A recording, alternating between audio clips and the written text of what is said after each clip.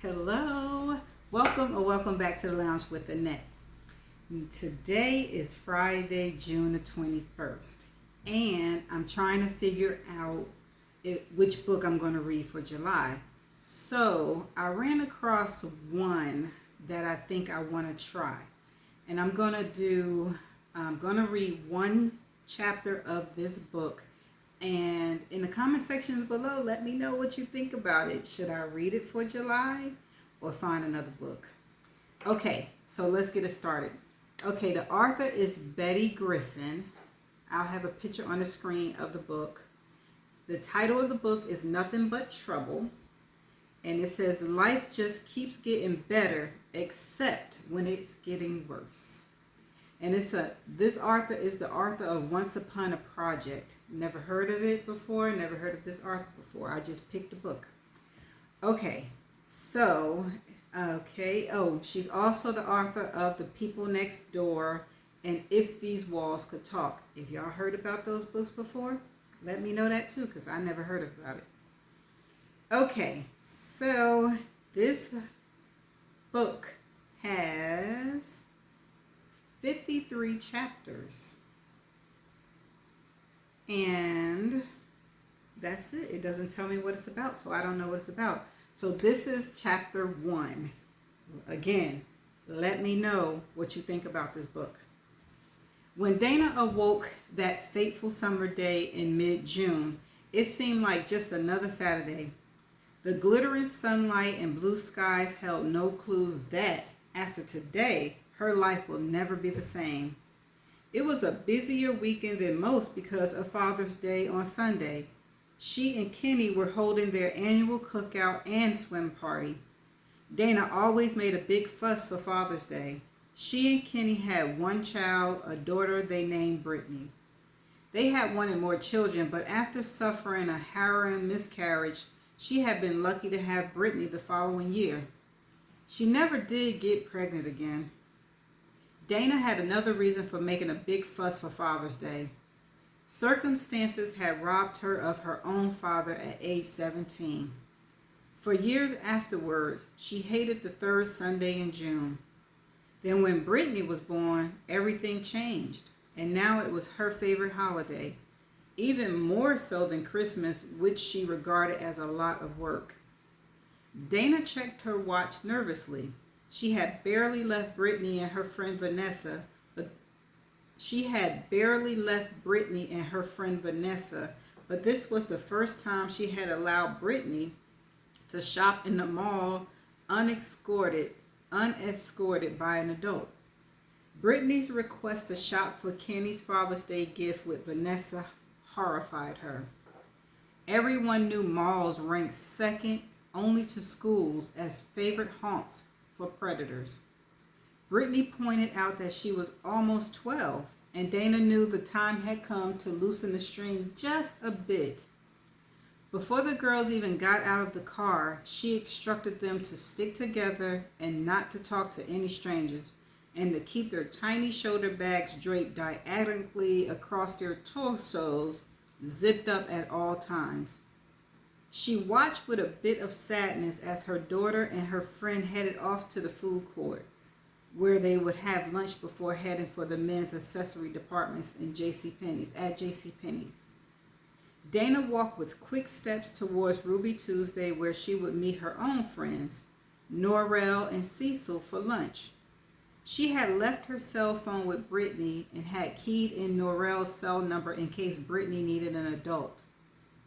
She didn't expect to see the habitual late Cecily waiting, but Dana spotted Norrell outside the restaurant smoking a cigarette.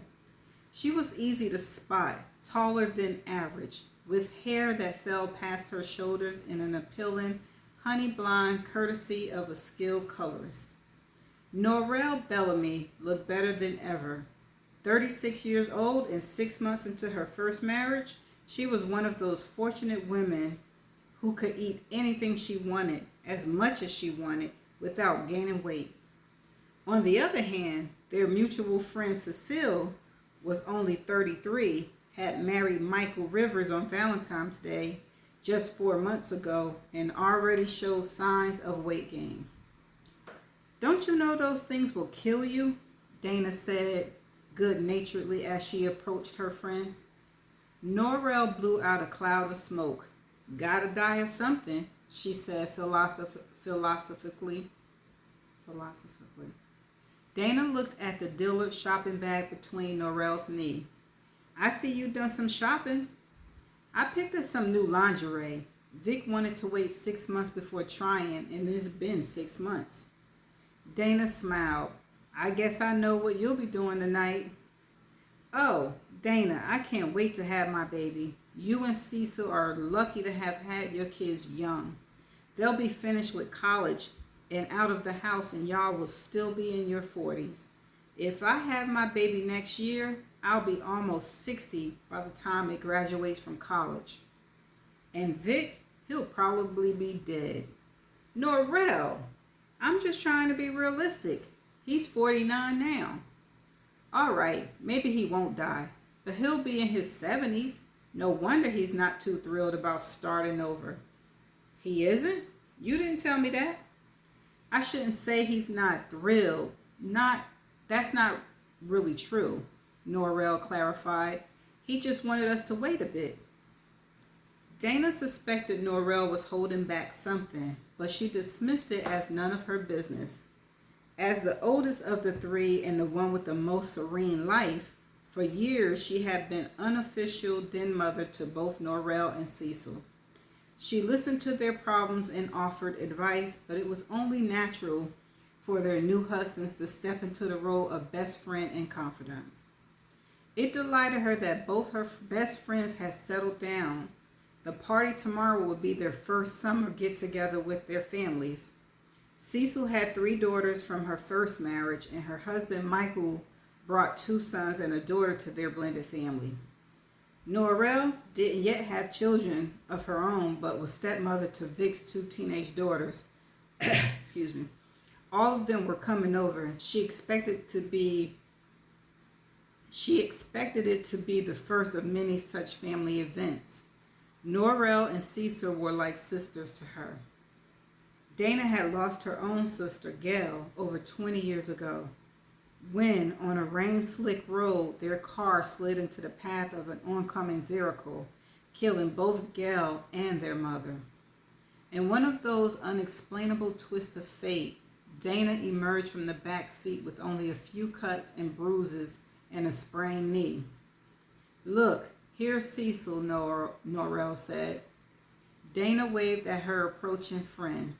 Cecil wore a paisley print sleeveless dress that nicely hid the additional poundage she carried on her 5'3" frame. I hope you guys weren't waiting too long, she said after they exchanged greetings. Nah, I just had a cigarette so I wouldn't be stricken by nicotine withdrawals, Norrell said with a smile. They entered the restaurant and placed their orders. When the waiter placed a large burger platter in front of Cecil, Dana, who ordered a salad with roast chicken strips, put her hand on her heart and feigned shock. Oh, the calories, but it smells delicious, especially those onion rings. Have one, Cecil offered. I know I've got no business eating like this. I can't believe how much weight I've gained. This is going to be my last fried food for the week. A new week starts tomorrow, Cecil, Norrell pointed out with an amused smile. I mean until next Friday. I'm doing portion control too. So, how was the soccer game? Dana asked. Cecil immediately launched into a description of her stepson's goals and passes.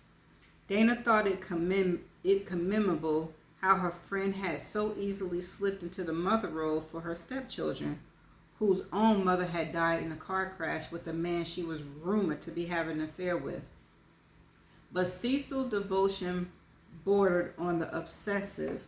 She talked about her extended family to the point of being local. Yeah. Dana found it tiresome, but for Norrell, who so desperately wanted to be a mother herself, it had to be torturous.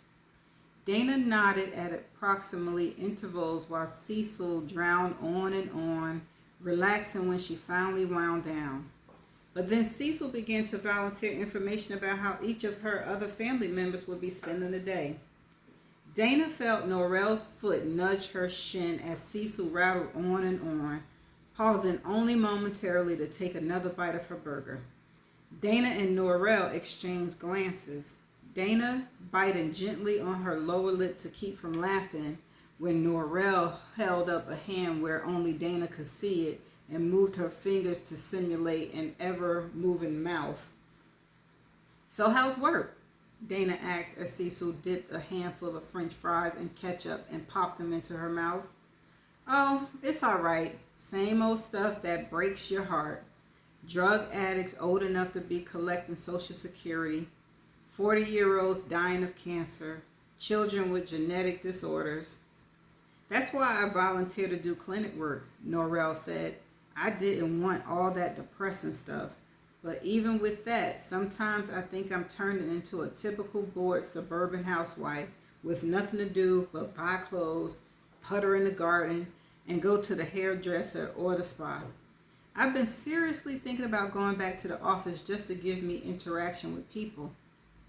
Dana made a face. "I love working from home. I'd never want to go back to the office. Not that it's an option since I've got my own clients now." "I think you're lucky, Norrell," Cecile added. "And with 6 kids, I can only dream of having that much free time."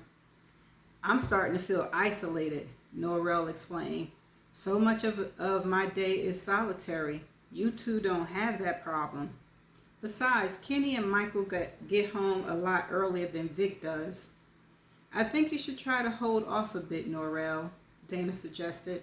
"Trust me, once that baby comes, you won't have to worry about not having enough to do." "Baby?" Cecile's mouth dropped open. "Norrell, are you?" "Not yet, but we're going to start trying." Cecil nodded, then resumed eating. She amazed Dana by not only clearing her plate and draining her malt glass, but also ordering apple pie a la mode for dessert and devouring that as well. She even picked up a piece of fallen golden brown pie crust from her plate. Dana half expected her to pick up the plate and lick the trails of melted ice cream.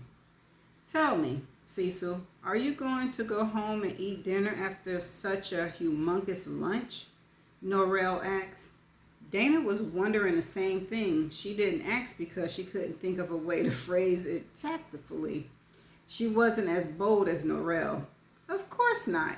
This is my last meal until breakfast tomorrow. I'm not even cooking tonight. Michael's going to order pizza. I'll probably log on and do some work, make a few bucks. We can always use it for the house." "You guys going to take the big remodeling plunge?" Norrell asked. "As soon as things get a little quiet." "Oh."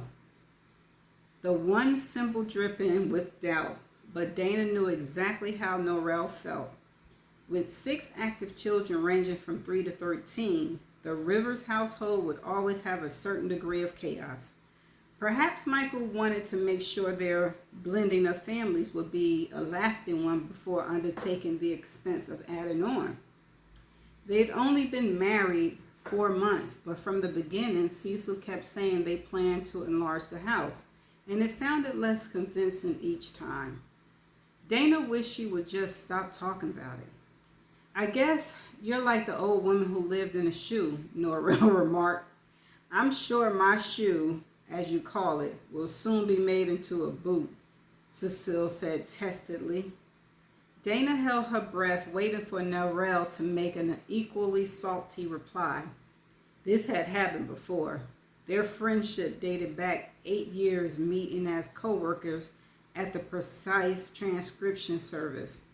One by one, they left the office, Norrell and Cecil to participate in the work from home program, and Dana to launch her own service.